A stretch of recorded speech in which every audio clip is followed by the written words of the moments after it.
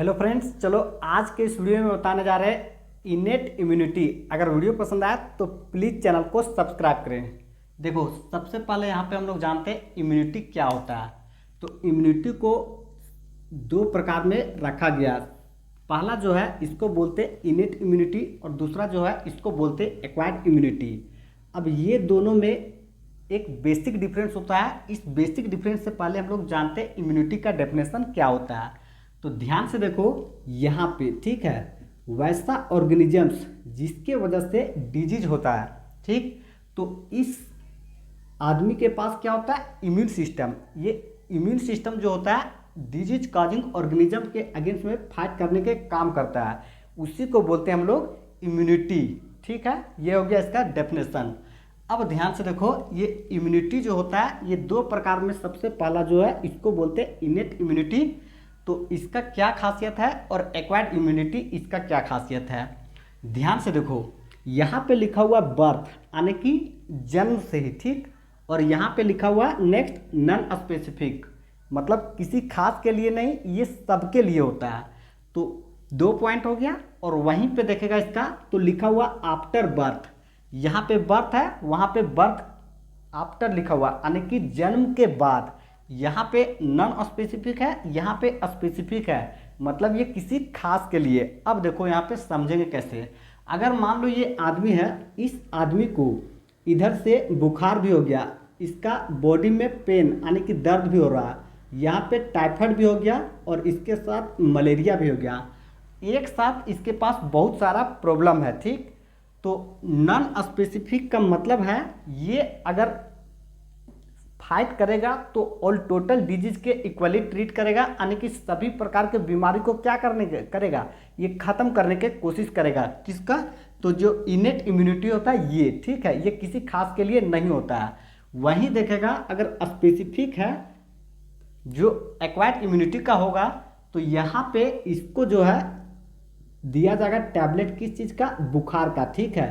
तो सिर्फ इससे क्या ठीक हो सकता है, बुखार ही ठीक होगा, बाकी का जो डिजीज रहेगा ये ठीक नहीं होगा, ठीक। या फिर इसको दे दिया गया, यहाँ पे मान लो कैंसर है, तो इस दवा से सिर्फ कैंसर बीमारी ठीक होगा, बाकी का जो रहेगा ये ठीक नहीं होगा।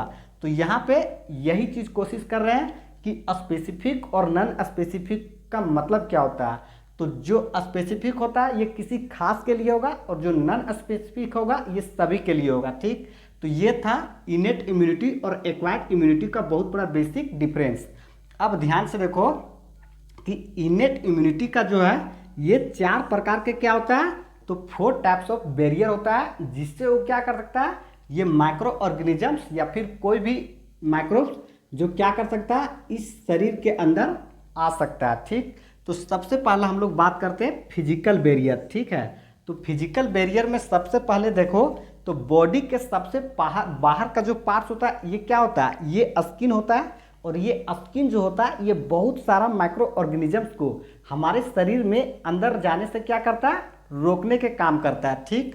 वहीं पे देखेगा तो इसके बाद जो होता है ये कुछ ट्रैक्ट्स होता है, ठीक। जैसे कि मान लो रिस्पायरेटरी ट्रैक्ट है, तो सांस लेते हैं तो इधर से क्या होता है, ये ऑक्सीजन लंग्स तक चला जाता है, तो इसके थ्रू भी कुछ ऑर्गेनिजम्स होता है जो कि जा सकता है। तो ये रिस्पायरेटरी ट्रैक्ट रोकने का काम किया।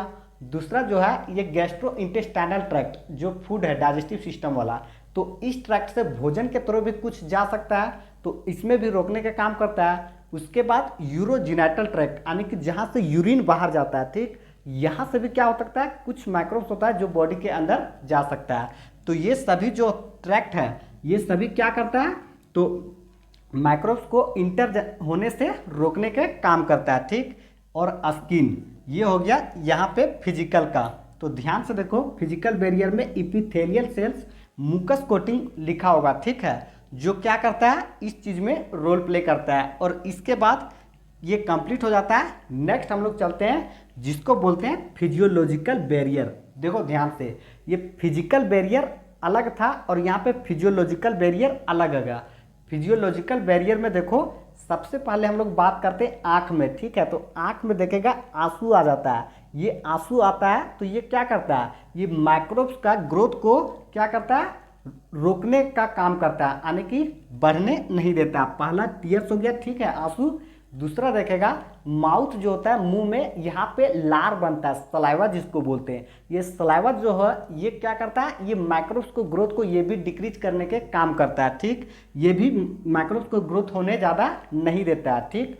और इसके बाद देखेगा ये स्टोमक है, तो स्टोमक जो होता है यहाँ पर सीक्रेट होता है HCl, ठीक। ये HCl जो होता है ये भी माइक्रोब्स को ग्रोथ को क्या करता है, रिटार्ड करने के काम करता है, ग्रोथ को ज़्यादा होने नहीं देता है। तो इसको हम लोग बोलते हैं फिजियोलॉजिकल बैरियर, ठीक। अब यहाँ पे नेक्स्ट जो है इसको बोलते हैं सेलुलर बैरियर। देखो ध्यान से, सेलुलर बैरियर में होता क्या है। सेलुलर बैरियर जो बेसिकली कहाँ पे होगा, एक तो ब्लड में होगा और दूसरा टिश्यू में होगा। तो टिश्यू में किसका रोल आ जाएगा, मैक्रोफेजेस का।